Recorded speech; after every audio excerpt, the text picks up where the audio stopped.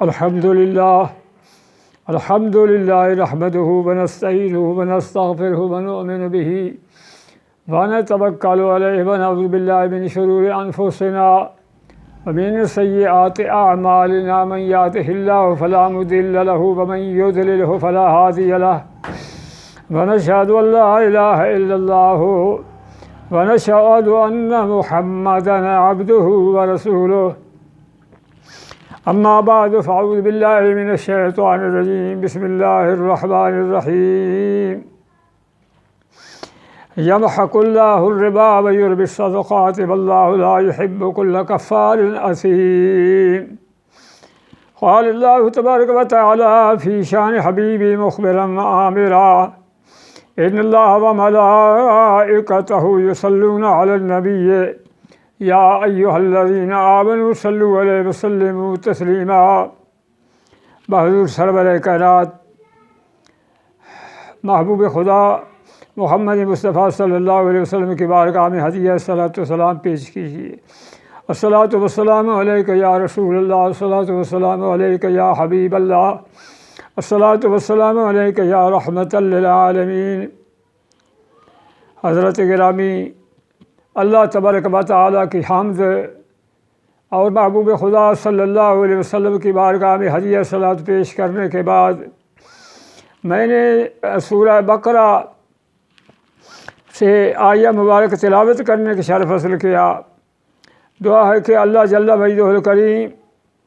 مندہ نچیز کو کلمات حق کا بیان کرنے کی توفیق و رحمت فرماوے،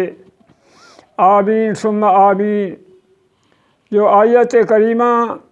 میں نے تلاوت کرنے کی شرف حاصل کیا، اس کا لفظی ترجمہ یہ ہے کہ اللہ تبارک و تعالیٰ سود کو مٹاتا ہے اور صدقات کو بڑھاتا ہے۔ اللہ تبارک و تعالیٰ ہر کافر کو اور جو گناہ کرنے والا ہے اس کو دوست نہیں رکھتا۔ یہ تو لفظی ترجمہ تھا۔ حدیث اور تفسیر پاک کی روشنی میں حرمت سود کے متعلق عرض کر رہا ہوں کہ اس وقت جو عموماً سود ایسی بیماری ہے اور ایسے معاملات ہیں جو قرآن کریم اور حدیث پاک کے خلاف ہمارے معاملات چل رہے ہیں، جس کی وجہ سے ہمارے رزق میں، ہماری زندگی میں، ہمارے مال میں برکت ختم ہو چکی ہے۔ ہم صرف یہ سمجھتے ہیں کہ ہم پیسہ بڑھا رہے ہیں، سونا بڑھا رہے ہیں،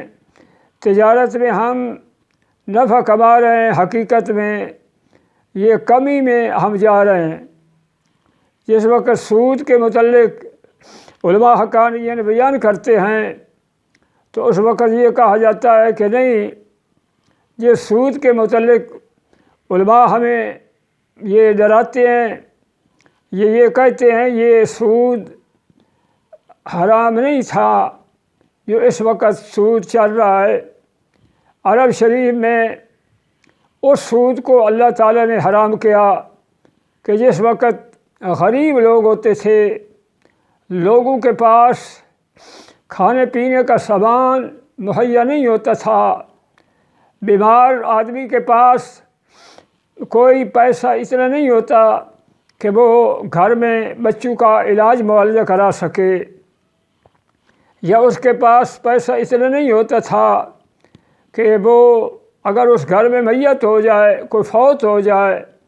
تو اس کے پاس اتنا سرمایہ نہیں ہوتا تھا کہ وہ اپنے میت کو تجہیز و تکفین کا انتظام کر سکے۔ پھر وہ لوگ غریب ہوتے تھے، لوگوں کے پاس جاتے تھے کہ ہم مجبور ہیں، ہماری اقتصادی معاشی حالت اب تر ہے، مہربانی کرو قرض دو۔ پھر وہ غریبوں کو قرض دیتے تھے اور اس قرض کو اصل قرض سے جو زیادہ ہوتے تھے، اصل قرض اصل مال سے زیادہ پیسے اس غریب سے لیتے تھے۔ اس سود کے متعلق جو ہے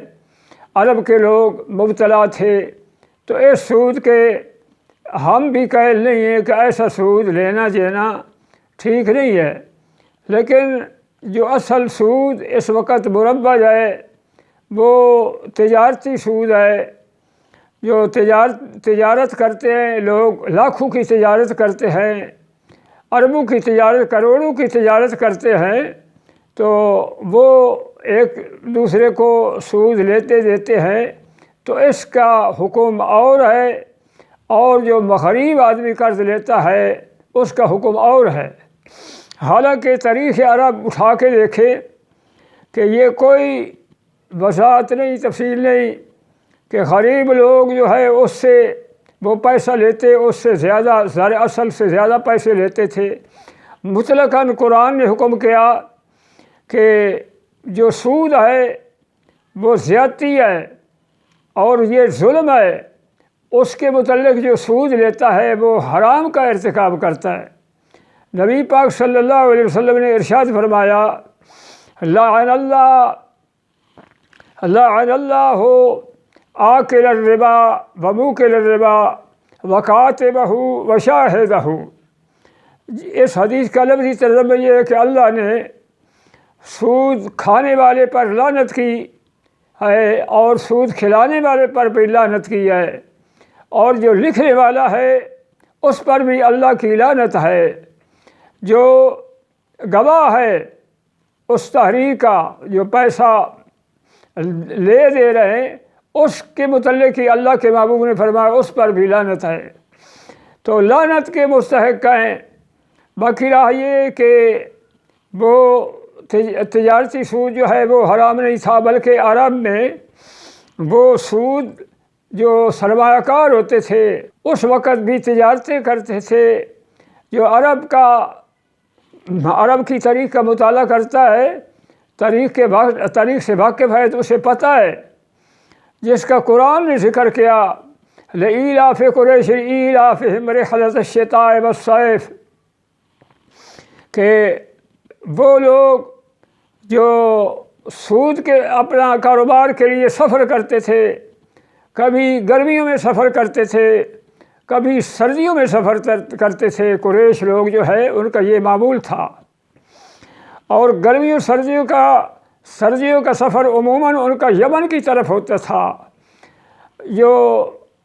عرب سے مال لے کر جاتے، یمن فروخت کرتے، یمن کی چیزیں جو ہے یہاں عرب میں آ کے حجاز مقدس میں فروخت کرتے، اور گرمیوں میں وہ سفر جو ہے شام کی طرف کرتے،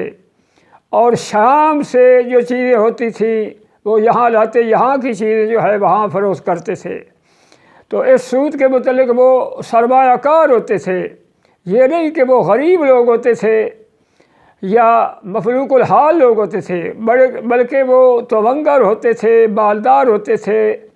اور تاجر لوگ ہوتے تھے، سرمایہ دار لوگ ہوتے تھے جو سود کا کاروبار کرتے تھے۔ تو قرآن نے ہر قسم کے سود کے متعلق قرآن نے حرام کیا۔ یہ صرف اور ہیلے بہانے کرتے ہیں، جو حرام جن کی رگ و پائے میں سما گیا تو وہ پھر طرح طرح کے ہیلے کرتے ہیں۔ اب صحابہ کے متعلق آتا ہے کہ حضرت عباس بن مطلب رضی اللہ تعالیٰ عنہ نبی پاک صلی اللہ علیہ وسلم کے چچا ہیں، اور سب سے پہلے جب سود کی حرمت کے متعلق قرآن نے حکم کیا تو اللہ کے محبوب نے فرمایا کہ اول آذاؤ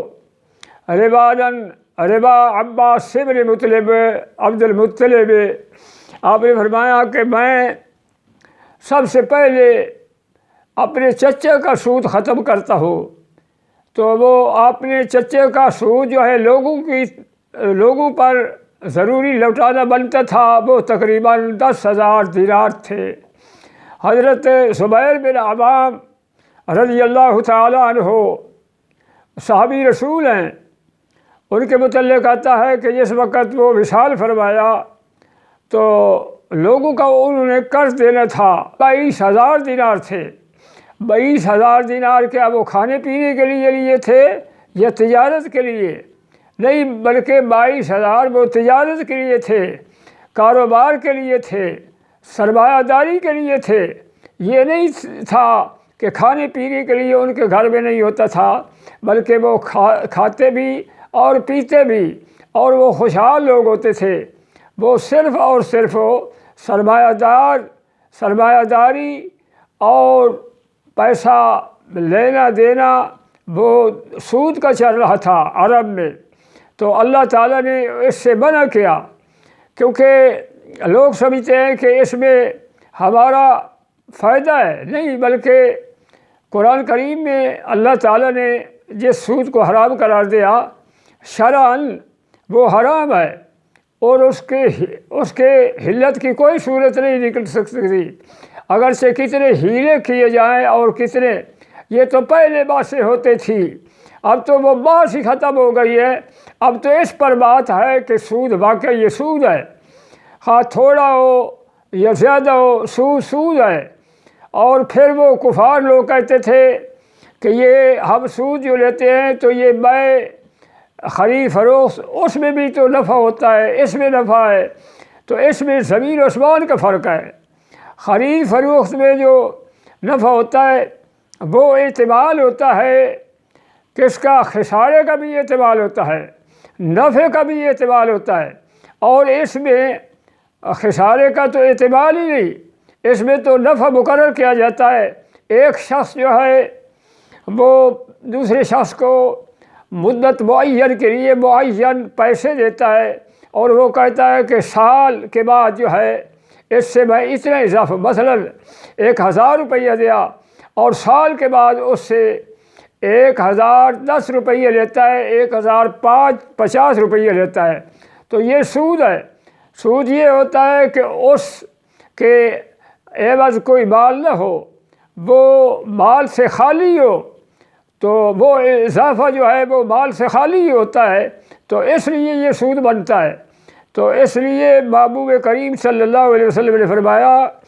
کہ سود کے متعلق اتنا ہے کہ سود کی 70 جزیں ہیں، اور ادنا جز یہ ہے کہ وہ اپنی ماں سے برائی کا ارتکاب کرے۔ تو کتنی شدید مذمت ہے سود کے متعلق کہ 70 جزوں میں سے یہ ادنا ایک کم تر جز ہے، کم تر گناہ ہے سود کا، کہ کم تر گناہ کیا ہے کہ وہ اپنی ماں سے برائی کا ارتکاب کرے۔ تو کتنی زجر توبیخ ہے مسلمانوں۔ تو یہ نہیں ہے کہ سود سے بچنا محال ہے۔ اب یہ لوگ کہتے ہیں کہ یہ علماء جو کہتے ہیں کہ سود نہ لیا جائے، نہ دیا جائے، تو پھر یہ کاروبار کس طرح چلے جائے؟ تو کاروبار چل سکتے ہیں، کاروبار کس طرح چل سکتے ہیں کہ اگر کوئی پیسہ دیتا ہے تو نفع میں جیسا وہ اپنے آپ کو مستحق سمجھتا ہے، تو نقصان کا بھی وہ اپنے آپ کو ذمہ دار سمجھے کہ اگر نقصان ہوگا تو نقصان کے متعلق بھی میرا جتنا حصہ بنے گا میں اتنا نقصان بھی ادا کروں گا، اور نفع کے متعلق ہوگا تو نفع بھی وہ آدھا ہوگا۔ تو نفع نقصان دونوں کے متعلق اگر ہوں تو پھر یہ کوئی بات ہی نہیں۔ مشارکت کہتے ہیں، بھائی مشارکت، یہ ایک دوسرے کے نفع نقصان میں شریک ہو جائے مسلمان بھائی، تو یہ کیوں نہیں کاروبار چل سکتے؟ کاروبار چل سکتے ہیں۔ سود ایسا مسئلہ نہیں کہ جس سے بچنا معلوم، کہ اللہ نے جو حکم کیا ہے جس چیز کا، اللہ نے فرمایا لا یکلف اللہ نفسا الا وسعہا، اللہ تکلیف نہیں دیتا لوگوں کو مگر ان کی طاقت کے مطابق۔ اس کا مطلب یہ ہے کہ اللہ وہ احکام کا مکلف کرتا ہے اپنے بندوں کو، اپنے جو ہے مخلوق کو، کہ جس کی وہ پابندی کر سکتے ہیں، اور ایسا حکم اللہ نہیں دیتا کہ جو اس کی پابندی نہ کرے۔ پابندی کر سکتے ہیں تو اللہ نے حکم دیا، اگر پابندی نہ کر سکتے تو اللہ حرمت سود کے متعلق حکم کوئی نہ فرماتا۔ تو یہ حکم کیا جانا یہ اصل چیز ہے کہ سود کے سوا کئی صورتیں ہیں۔ اب یہ کہتے ہیں کہ نہیں میاں اس کا کوئی بندے کا اعتبار نہیں، پیسہ اگر لے گیا اس کو دے دیتے ہیں نفع نقصان، پھر وہ نفع لے کے وہ بھاگ جاتا ہے، بھاگ جائے تو پھر کون ذمہ دار ہے؟ تو اس کے متعلق جس وقت کمپنیاں ساری اکٹھی ہوتی ہیں، جب وہ بھاگ جائے، اگر ایک بھاگے گا، دو بھاگے گا، سارے تو نہیں بھاگے، تو پھر ان کے متعلق تمام اطلاعات دی جائے کہ ایسا آدمی جو فراڈ کرتا ہے، دغا دیتا ہے مسلمانوں کو، پریشان کرتا ہے، اس کو کوئی پیسہ نہ دیا جائے۔ تو اب صرف صاف ظاہر ہے کہ جس وقت لوگوں کو پتہ چل جائے گا تو اس کا کاروبار نہیں چلے گا، وہ خود بخود امانت جو پیسہ اس کے پاس نفع کی صورت میں آیا، نفع کے طور پر آیا، وہ ادا کرے گا۔ اور اپنا کاروبار کوئی بھی بند نہیں کرنا چاہتا، اپنا کاروبار وہ کرے گا اور خود بخود مجبور ہو جائے گا، اور خود بخود امانت کی خیانت نہیں کرے گا۔ امانت خیانت جب ہوتی کہ اگر متفقہ جتنے مشترکہ کمیٹیاں ہیں وہ ساری کی ساری اس سے بائیکاٹ نہ کرے، جب انہوں نے بائیکاٹ کر لینا ہے تو پھر اس کی کیا صورت ہے، اس کی کیا طاقت ہے کہ وہ تمام جو مشارکت کے کمپنیاں ہیں ان سے وہ مقابلہ کر سکے۔ تو یہ تھا کئی اعتراضات اور وہ ان کا میں نے جواب دیا ہے۔ باقی رہا یہ کہ سود جو ہے اس کے متعلق اللہ تعالیٰ نے جو وعیدیں فرمائی ہیں اور شدت کا حکم دیا ہے کہ سود سے بچو۔ میرے آقا محبوب خدا محمد مصطفیٰ صلی اللہ علیہ وسلم نے جب معراج پہ آپ تشریف لے گئے، معراج پہ آپ گئے تو ایک قوم کو دیکھا آپ صلی اللہ علیہ وسلم نے کہ وہ قوم کی پیٹ جو ہے جیسے کہ بڑی کوٹھی ہوتی ہے اس طرح ان کے پیٹ تھے، اور باہر سے بندہ جو ہے ان کے پیٹ جو ہے اژدہاؤں اور بچھو سے بھرے ہوئے ہیں۔ میرے آقا محبوب خدا صلی اللہ علیہ وسلم نے فرمایا میں نے دیکھا کہ ان کے بڑے کوٹھیوں کی طرح پیٹ ہیں، ان کے پیٹوں میں باہر سے دیکھنے والا ایسے معلوم کرتا ہے کہ وہ شیشی کی طرح وہ اژدہا ہیں، ان کے پیٹوں میں بھرے ہوئے اژدہا ہیں، اور ان کے پیٹوں میں بچھو ہیں اور جو اس کو کاٹ کے کھا رہے ہیں۔ تو میرے محبوب صلی اللہ علیہ وسلم نے حضرت سیدنا جبریل علیہ الصلوۃ والسلام سے پوچھا کہ یہ کون لوگ ہیں؟ تو حضرت سیدنا جبریل علیہ الصلوۃ والسلام نے عرض کیا یا رسول اللہ صلی اللہ علیہ وسلم، یہ وہ لوگ ہیں جو سود کھاتے تھے اور سود کے کاروبار کرتے تھے، سود کھلاتے تھے۔ تو اتنی بڑی شدید حضور علیہ الصلوۃ والسلام نے جو فرمایا ہے معراج کی رات، یہ آپ دیکھ کے آئے ہیں پہلی قوموں کے حالات اور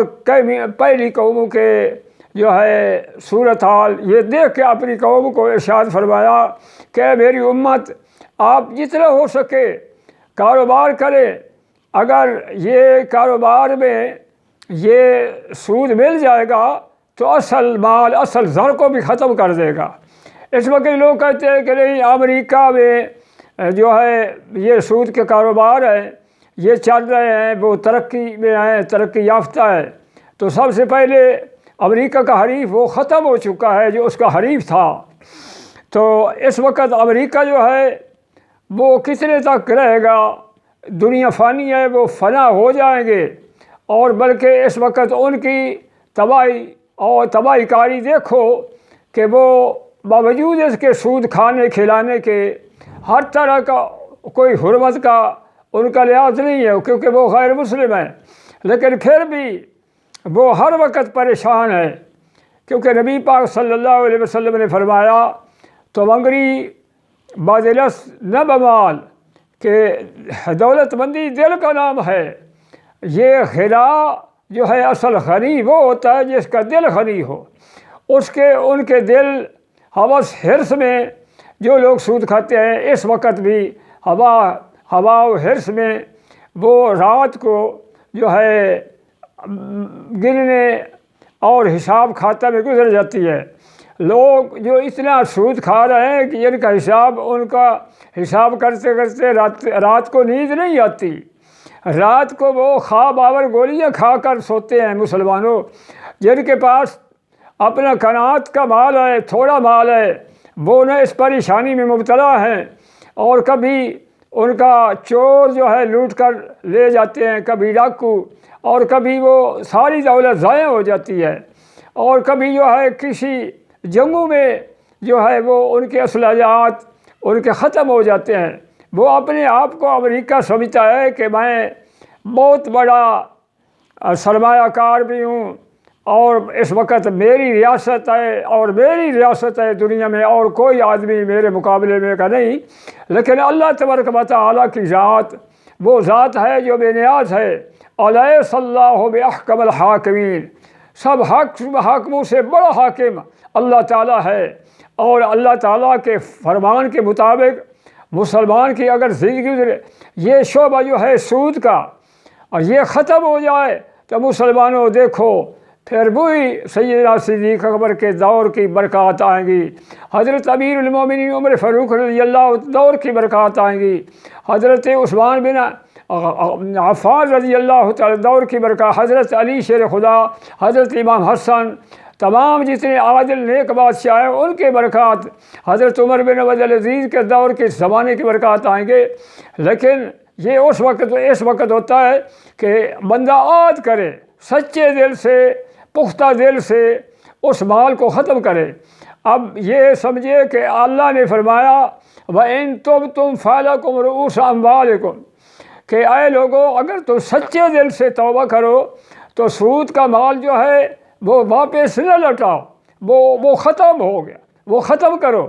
اور سچے دل سے توبہ کرو تو اصل مال، ہاں اصل مال جن کو دیا ہے وہ واپس کر سکتے ہو، کیونکہ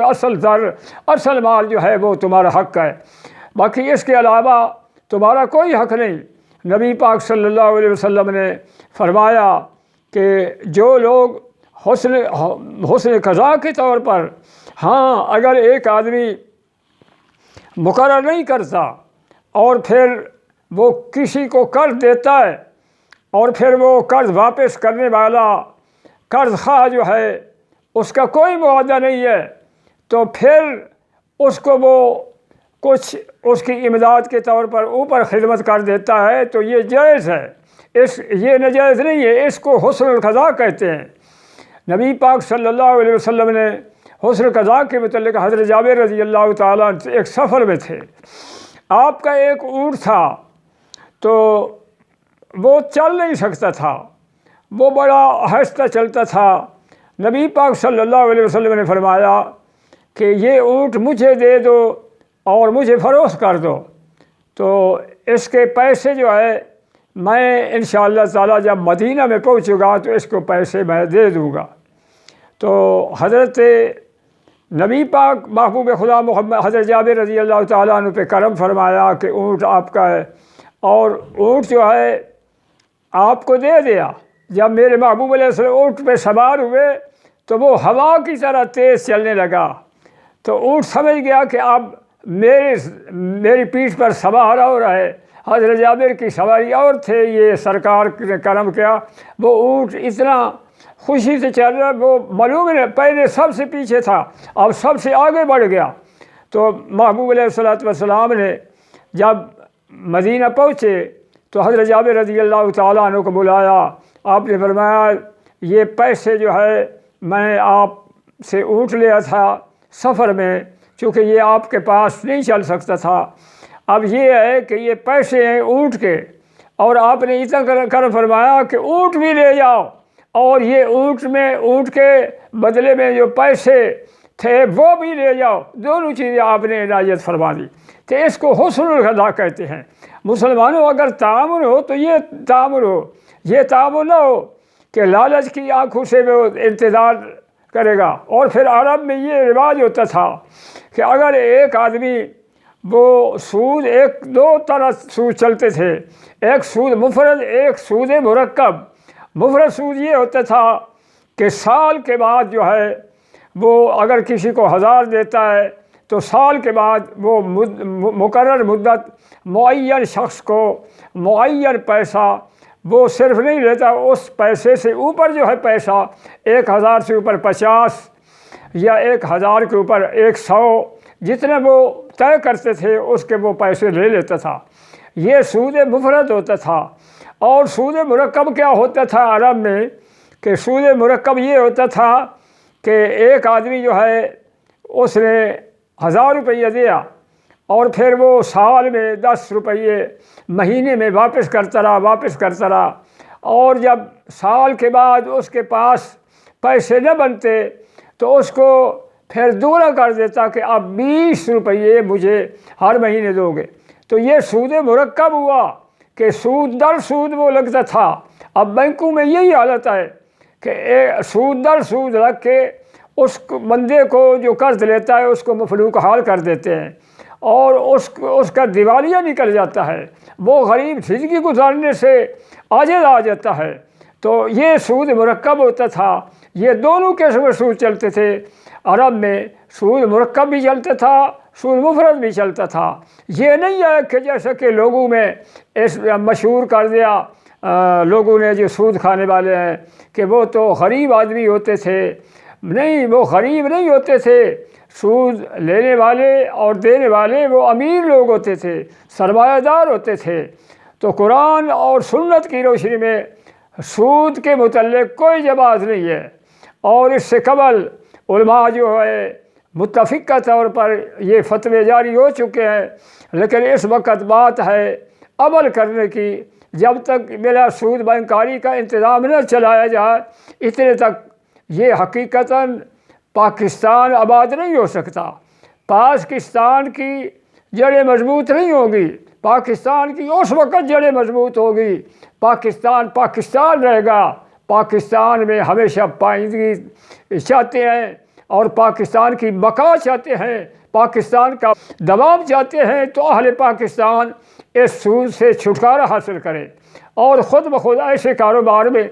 اگر بینکوں میں جاتے رہے تو پھر یہ ساری بادشاہی یہ آخری پستی میں چلی جائے گی اور ہمارے گھر جو ہے اجڑ جائیں گے اور ہمارے کاروبار میں برکت اٹھ جائے گی۔ ہمیشہ یہ ہم غیروں کے جو ہے دست نگر رہ جائیں گے۔ دعا ہے کہ اللہ تبارک و تعالی جو میں نے چند الفاظ عرض کیے ہیں، اللہ تعالیٰ اس پہ عمل کرنے کی توفیق دے۔ قرآن اور سنت کی روشنی میں سود کی حرمت کے متعلق میں نے عرض کیا، اللہ تبارک و تعالیٰ اس پہ عمل کرنے کی توفیق عنایت فرما۔ اصل مقصد عمل ہے، انفرادی عمل بھی ہو، اجتماعی عمل بھی ہو اور تبلیغ کا عمل بھی ہو، کیونکہ جو بات حق ہوتی ہے وہ حق کو پہنچانا چاہیے اور حق کو قبول کرنا چاہیے۔ وما علینا الا البلاغ المبین۔